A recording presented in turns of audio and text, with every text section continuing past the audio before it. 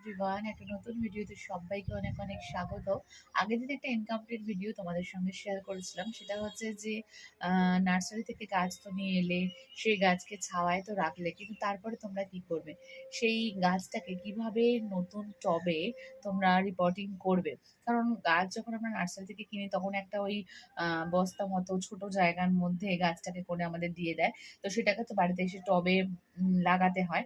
আর সেটা আমি বলেছিলাম যে সঙ্গে সঙ্গে তো একেবারেই নয়, ২-৩ দিন তোমরা ছাদে রাখো কিংবা তোমরা ব্যালকানিতে রাখো।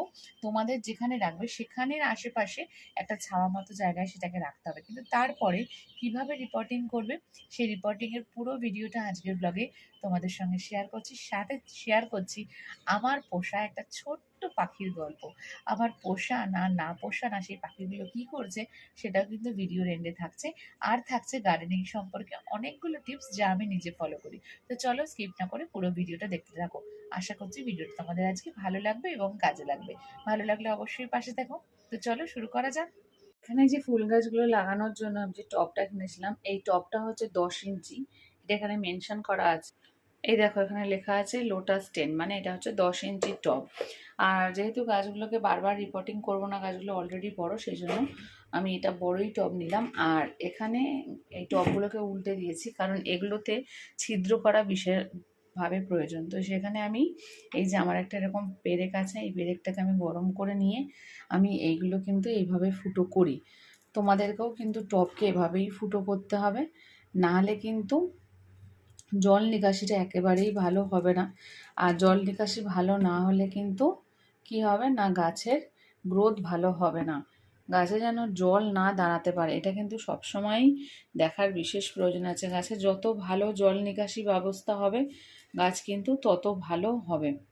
সেই জন্য গাছে কিন্তু জল নিকাশি ব্যবস্থাটাও কিন্তু খুব দরকার। তো এখানে আমি 3-4টে ফুটো করেছি, এখানেও আমি 3টে ফুটো করলাম। আর ফুটো করার দরকার নেই, এটাতেই এটা হয়ে যাবে। তো গাছ লাগানোর প্রথম টিপস হচ্ছে যে যখনই তোমরা কোনো গাছ লাগাবে, সেই পটের নিচটাকে কিন্তু এইভাবে করে ফুটো করে নিতে হবে। না হলে কিন্তু গাছ লাগানো একেবারেই কি হবে না, ফ্রুটফুল হবে না। দেখো টবের নিচ থেকে উপর থেকে দেখাচ্ছি, এইভাবে ফুটোগুলো হয়েছে। আর এরপরে কিন্তু এর মধ্যে আমি কিভাবে বালি আর মাটি দেবো সেগুলো তোমাদেরকে দেখিয়ে দিই। তো কিচেন থেকে এখন এগুলোকে সোজা নিয়ে চলে যাব আমার বারান্দায়, এখানে আমার গাছগুলো রয়েছে।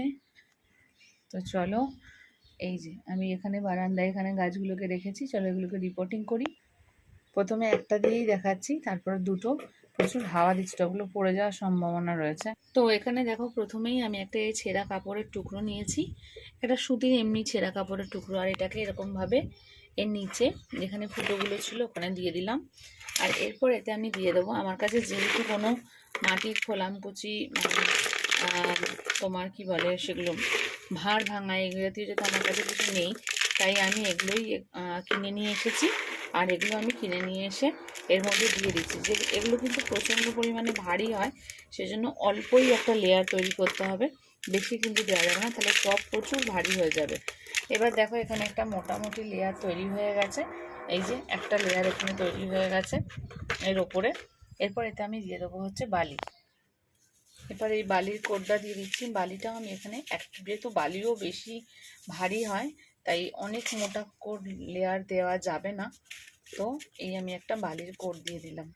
এতে করে জল নিকাশি ব্যবস্থাটা আবারও বলছি ভীষণ ভালো হয়। আর এগুলো না করলে কিন্তু কোনোভাবেই গাছে জল নিকাশি ব্যবস্থা থাকবে না এবং গাছ কিন্তু ভালো করে হবে না। যারা জানতে চাও তাদের জন্যই কিন্তু এই ভিডিওটা আমার করা, এটা অবশ্যই করতে হবে।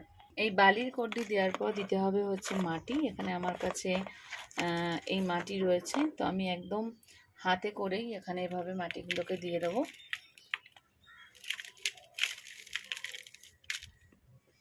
এরকম করে মাটির একটা মোটা লেয়ার দিতে হবে, কারণ আমরা এর ওপরেই কিন্তু গাছটা লাগাবো।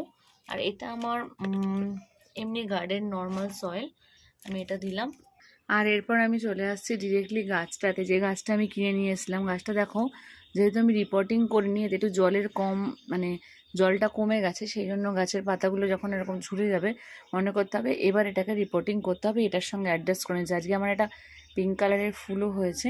তো এবার আমি এই যে এইটা করে আমি যে কিনেছিলাম, এবার এখান থেকে আমি হালকা করে কাঁচি দিয়ে এটাকে কেটে নেব, কেটে আমি এটাকে বসাবো।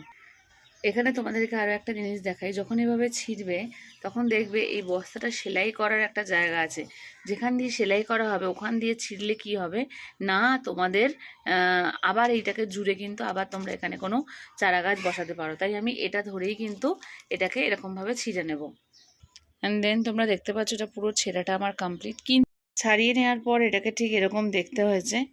আর এরপর এই যে মাটিটা এরকম ধরে রয়েছে, আমি কিন্তু এই মাটিটা এরকমভাবে বসাবো না, আমি এই মাটি থেকে এইভাবে করে খুঁড়ে খুঁড়ে কি করব না, মাটিগুলোকে বার করে নেবো এরকম করে খুঁড়ে খুঁড়ে। গাছের গোড়াটাকে এইভাবে করে ছাড়িয়ে নিয়েছি, পুরো মাটিটা আমি এখানে দেব না। আর এরপরে আমি এটাকে এখানে বসিয়ে এরপরে আমি এই গাছটার চারিদিক দিয়ে মাটি দিয়ে এটাকে পূর্ণ করব। তবে এখানে আমি বলি, আমি এখানে কিনে নিয়ে এসেছি হচ্ছে নার্সারি থেকে খানিকটা ভার্মি কম্পোস্ট। এই ভার্মি কম্পোস্টটাই কিন্তু আমি দেবো, কারণ ভার্মি কম্পোস্ট গাছের জন্য ভীষণ ভালো। আর তোমরাও কিন্তু প্রথমে যদি গার্ডেন করো তোমরাও ভার্মি কম্পোস্টটাই ইউজ করো। এইভাবে ভার্মি কম্পোস্ট নিয়ে আমি এর গোড়ায় কিন্তু দিয়ে দেবো, ঠিক এইভাবে। ভার্মি কম্পোস্ট দেওয়া হয়ে গেলে আবারও আমি খানিকটা গার্ডেন সয়েল, যেটাকে নর্মাল সয়েল বলা হয়, সেটাই আমি এখান থেকে নিয়ে এই যে এটা ঝুরঝুরো এই মাটিটা কিন্তু আবার এর মধ্যে দিয়ে দেবো। ব্যাস, আমার এখানে গাছ লাগানো টোটালটাই কমপ্লিট। এবার খালি জল দেওয়ার পালা।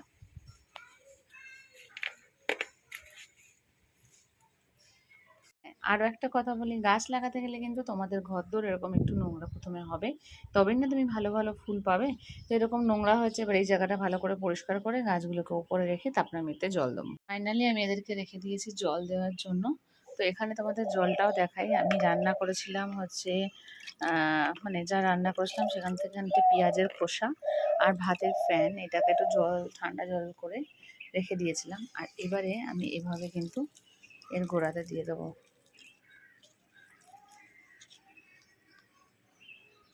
দেখো মাটিটা পুরো ভিজে গেছে, আর অবশ্যই এই পেঁয়াজের খোসাটা তুলে ফেলে দিতে হবে। এই দেখো মাটিটা পুরো ভেজা। থেকে দেখাই, এদেরকে ভালোভাবে জল দিয়ে রিপোর্টিং হয়ে গেছে।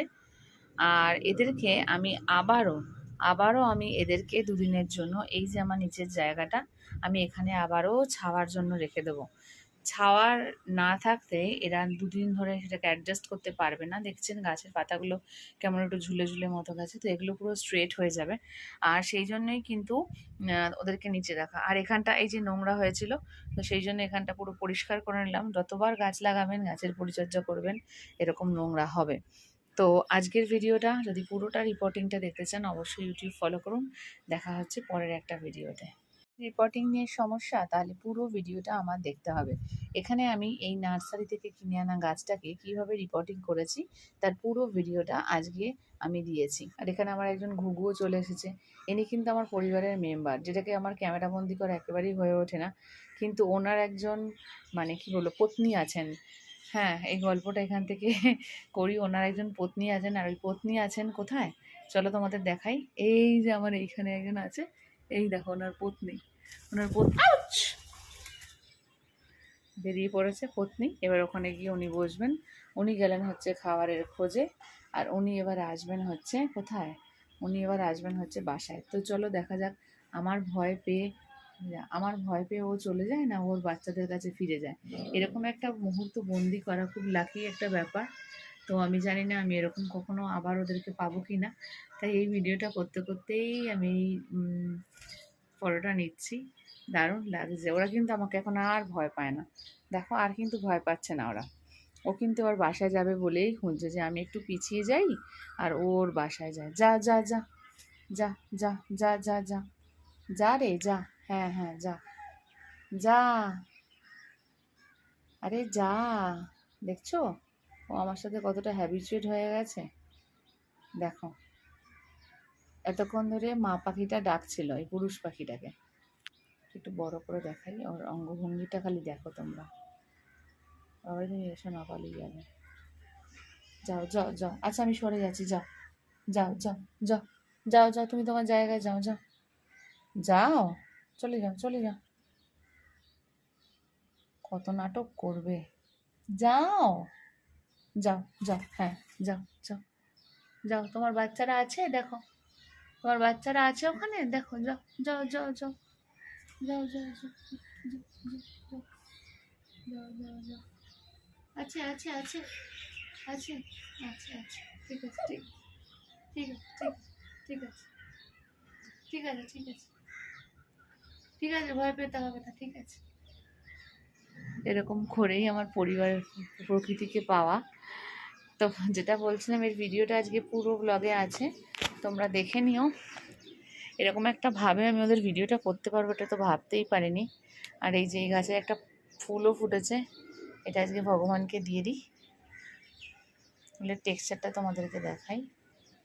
এই হচ্ছে ফুলের টেক্সচারটা, কালারটাও ভারী মিষ্টি, যদিও নিচে ছিল বলে বোঝা যাচ্ছিল না। তাহলে আজকের ভিডিওটা এখানে শেষ করছি, ফিরে আসছি আবার একটা নতুন ব্লগে।